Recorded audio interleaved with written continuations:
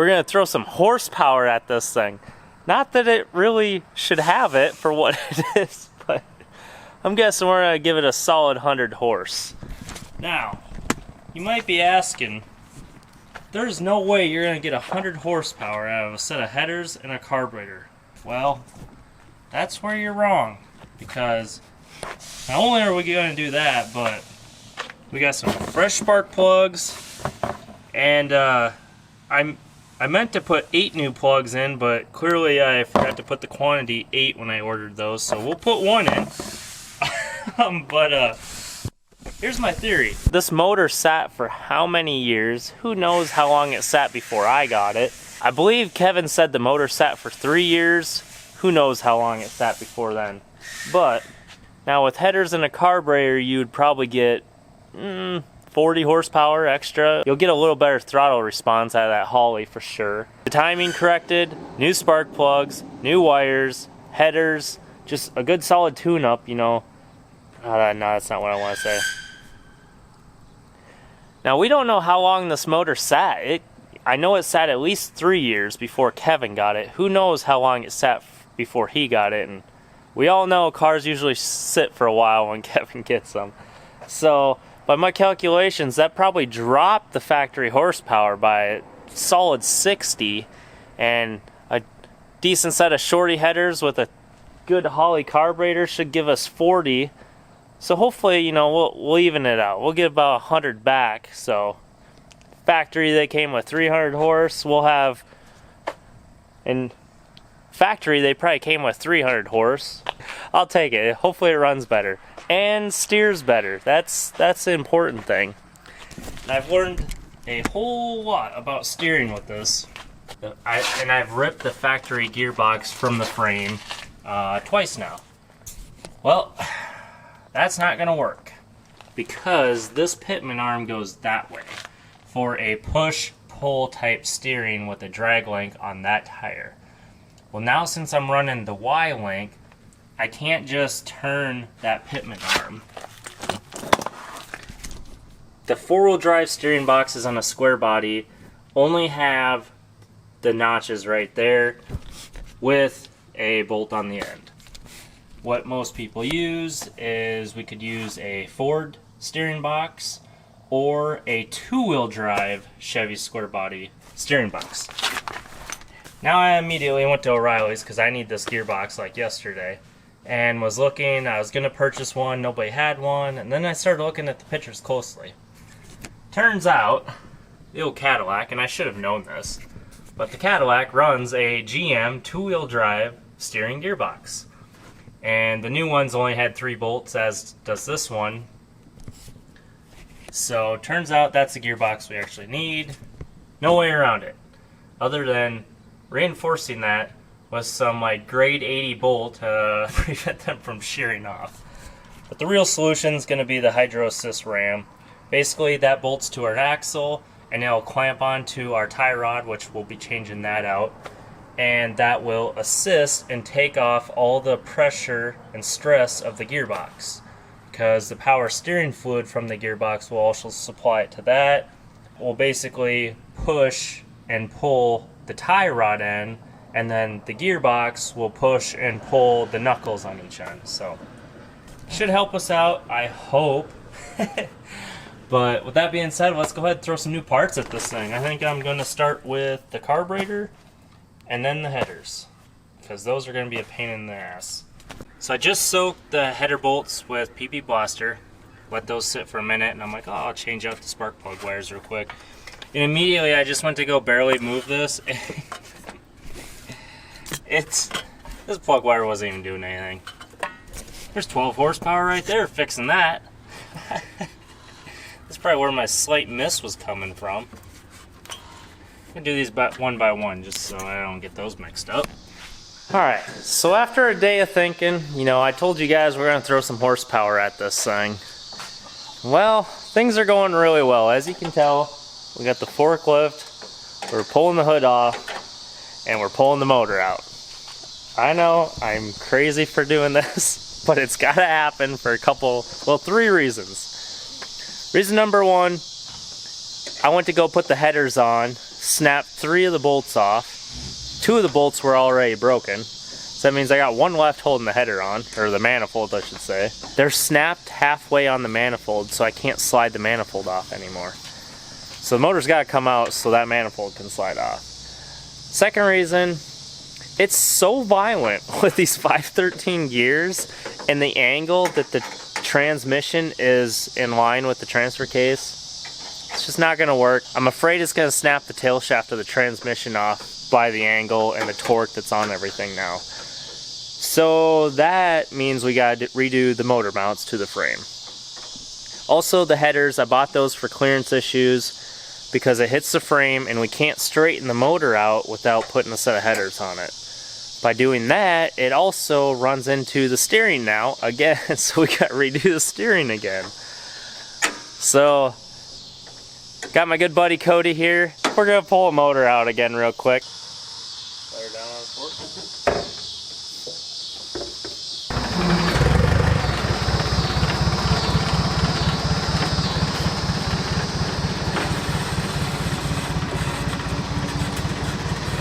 It's been a couple days. We're cutting off our tie rod bar on the front axle because we got the new one that's 1.5 inch diameter for a clamp with the hydro assist steering. You might notice that we're missing the motor. So I went to go take the manifolds off and I snapped literally every bolt in the head from the manifolds. I think I had like 2 that were alright. Anyways, I tried to weld the nut to them. Totally failed. They just kept snapping off farther and farther inside the cast iron head. And I was getting worried of welding to the head and, you know, messing it up. Then I tried to extract the bolt by drilling it, and that wasn't working. Now the motor's at the machine shop. Midwest Cylinder Head is taking care of it for us. I took the whole motor with the head still on it. I believe they have like a mag drill they can put on the head and drill if they have to helicoil, you know, some of them. So be it. I need it done. They're able to knock it out way faster than I can, and they'll do it right.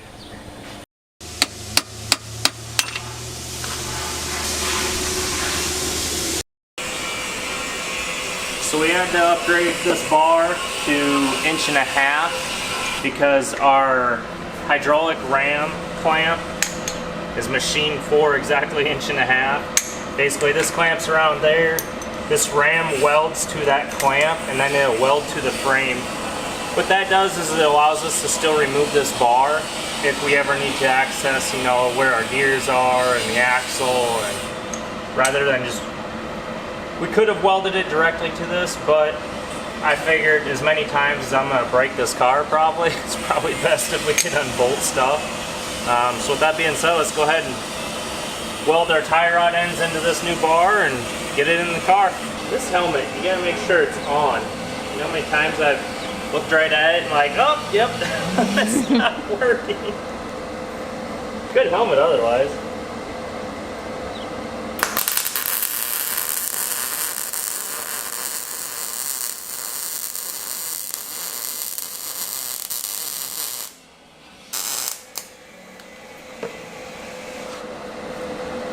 Just laying some good welds.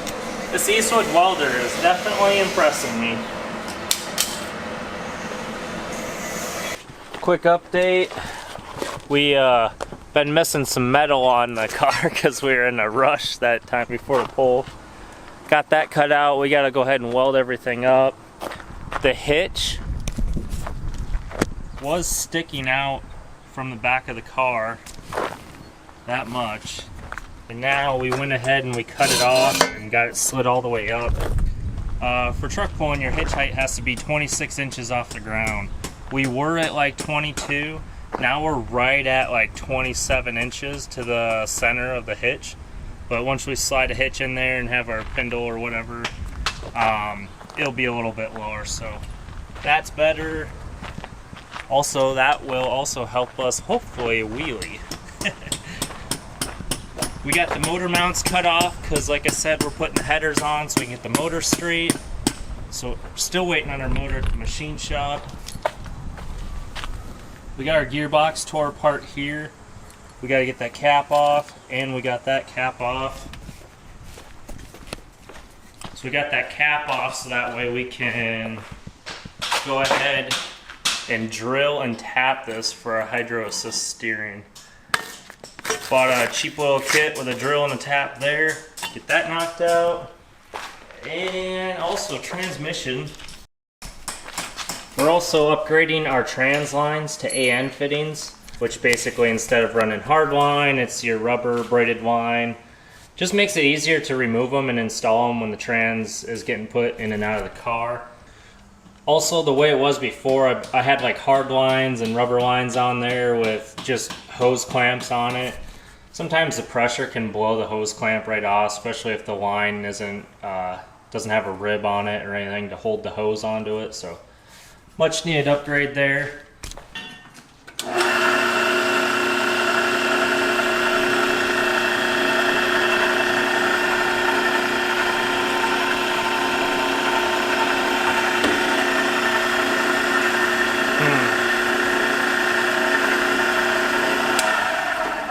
Like a makeshift clamp or something here.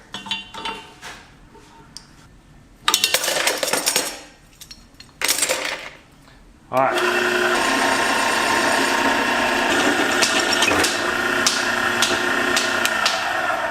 Yeah, that's good enough. Hey, where's your safety glasses? Right your glove.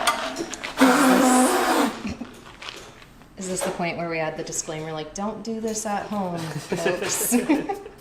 We're gonna have to cut out the frame to clear the headers and box it in.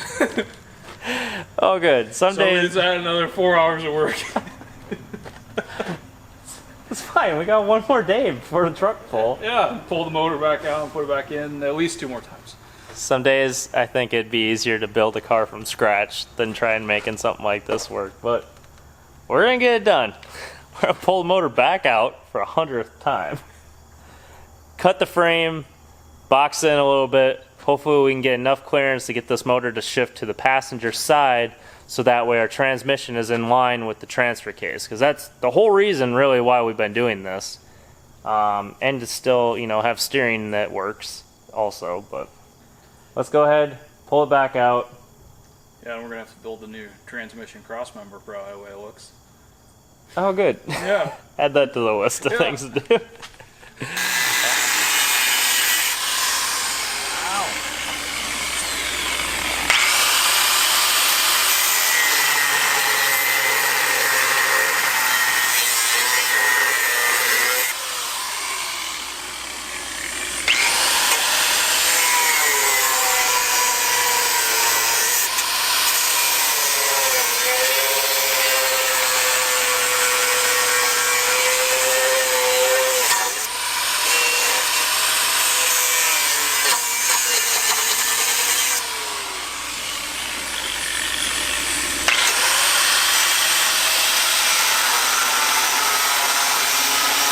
We're cleaning up the welds from those plates we had welded the axle. Funny thing, actually, one of them already broke off. Cleaning those up so we can weld the new ones to the bottom side. Should be looking real good.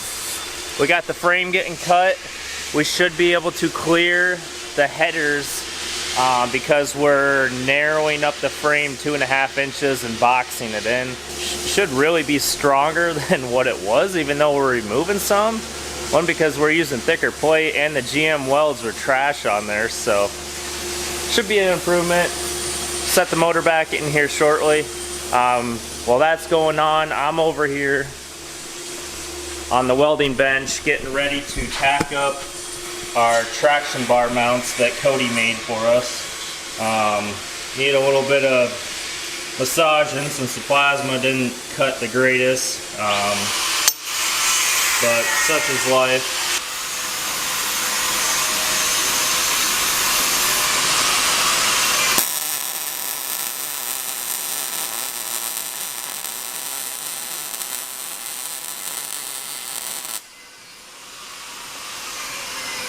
Oh yeah, that Eastwood welder though.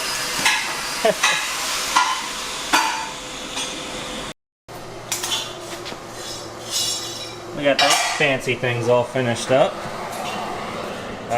We notched the frame on the passenger side.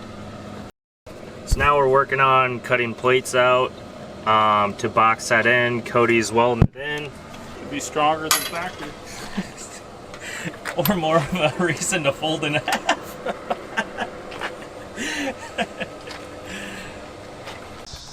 Good news is, motor's in there with that new notch on the frame. Pushed it over. Drive shaft angle is looking real nice now.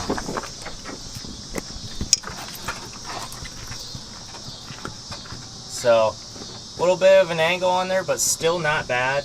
The transmission is sitting about 2 inches closer to the front of the car, so that's sticking out a little bit farther than I'm comfortable with. Eventually I might try to get a different yoke that's a little bit longer to compensate for that. Trans mount, got that figured out. Just welded a 4L60E trans mount because the old one fell apart. We're trying to get the driver's side motor mount finished up, which it's turning out to be a task because we have to weld to this frame here, which is grooved, just not easy to work with. And our motor mount down here is at an angle. Let's box this in, straighten that out, and get a tube across here. A easy way to do that is using cardboard templates to cut out to figure out what kind of plates you need. So that'll go there, straighten that out. We got our top plate for the frame there. And then we got our motor mount plate that will basically, so the motor mount is like, and this is gonna help straighten it out. So go ahead, finish cleaning up the frame, get these welded in, and we'll get this motor mount finished up. So we got the hydro ram on, brackets welded to the axle. We got the clamp on our tie rod bar there, rams on the backside, Y-links hooked up. We got our motor mounts finished on the driver's side finally. Not the prettiest, but she didn't go anywhere when I took the forklift off the top plate. Got the Holley 750 sitting on top, heater lines hooked up, and now we are trying to figure out our supply and return lines on the Ram as our gearbox up here. You can see where we have it tapped in. The lines will run down into that. But we have this all tightened up. Got some good steering angle out of this thing now. So it's looking promising. You know, if it could just be like 10 degrees hotter out here, it'd yeah, it'd be great. Optimal working conditions. Yeah, yeah. This welding jack is, you know, this, you know, I'm not quite warm enough. You know, these long pants are flame resistant. They're just too cool for a day like today. Man, we need to go get a swimming pool or something. Fill the trunk of the limo. This weld beanie for a stocking hat, I think. It's gotta be 95 degrees out here or better, and we're out here just sweating. I've been here since 5:45 working on this hunk of junk. But we do have the steering done now. We got the ram on there, got the hoses on. I'm just buttoning up the rest of the motor now. Working on some fuel line here. Got the starter wires hooked up. I got the radiator lines all hooked up. This is really a different level of my shop. Everything's precise. Now we just fill gaps. Yeah, no, it's just like, is it kind of fit? Can you bridge the gap? All right. It'd be good enough for who it's for. 4 passes later, it'll work. If it falls off, well, we'll try again next week. Right. Yeah. No lack of weld on this thing. No, absolutely not.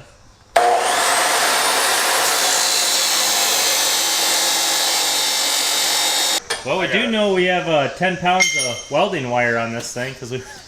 Oh, we're probably at least 12 in it now. Yeah. What's your guys' guess on what this thing weighs? Maybe we'll go ahead and take it down to the co-op and go throw it on the scale and see how much. My guess is 11,000 pounds. Man, I'm in timeout back here. how many beers does a guy have to pay you to sit there and weld out a rusty pile? I haven't had a one today. I don't know what's going on. Not enough. Not enough. That's the answer. We got what, one shock get mounted up here? Yeah, one shock is mounted. This is all welded in. Oh yeah, dual purpose shock mount, traction bar mounts. That one's welded all in. Nice, nice. Now we just got one more shock mount, but we'll have full stroke.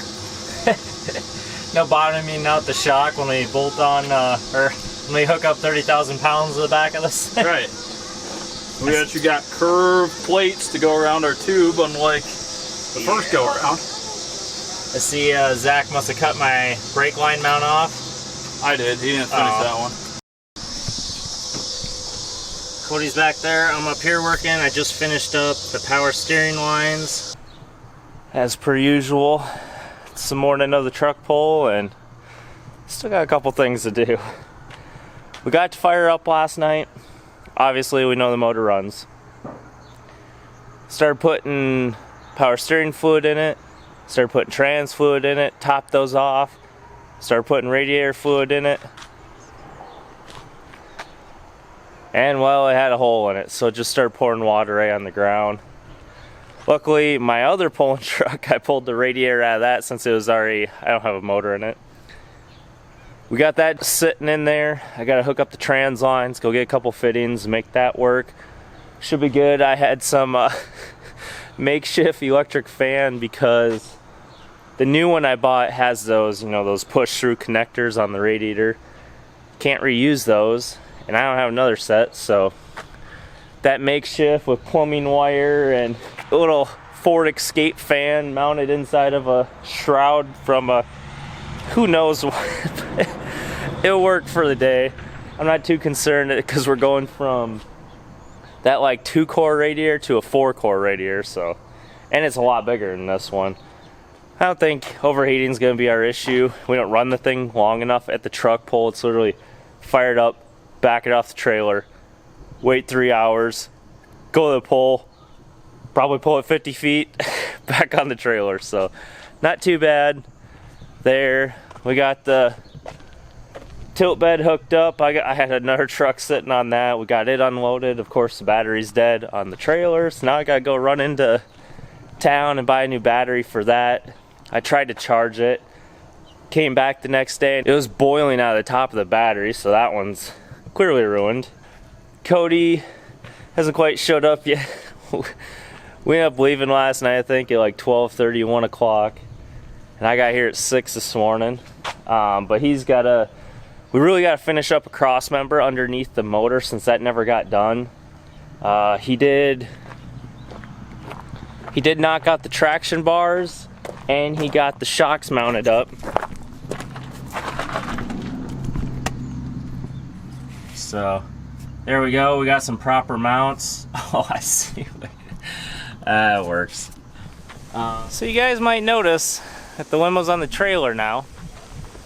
And as with our first pull, it was a little disappointing to see that I couldn't actually pull the sled. Let me tell you what's even more disappointing.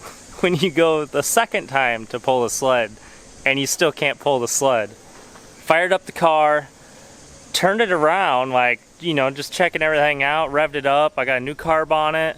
Everything was just awesome. No issues at all. Turned the car around, backed it up, pulled it on the trailer. We drove 40 minutes to the truck pull and we went and watched some trucks, and then it was starting to get about halfway through and I'm like, you know what, let's fire up the Caddy. Let's pull it off the trailer, let's get it ready. And I fired it up and I noticed that it was just running a little weird compared to the literally 2 hours beforehand. Go up, crawl on the motor, and it is just spraying fuel everywhere, which I'm like, what's going on here? Turns out, so these mechanical fuel pumps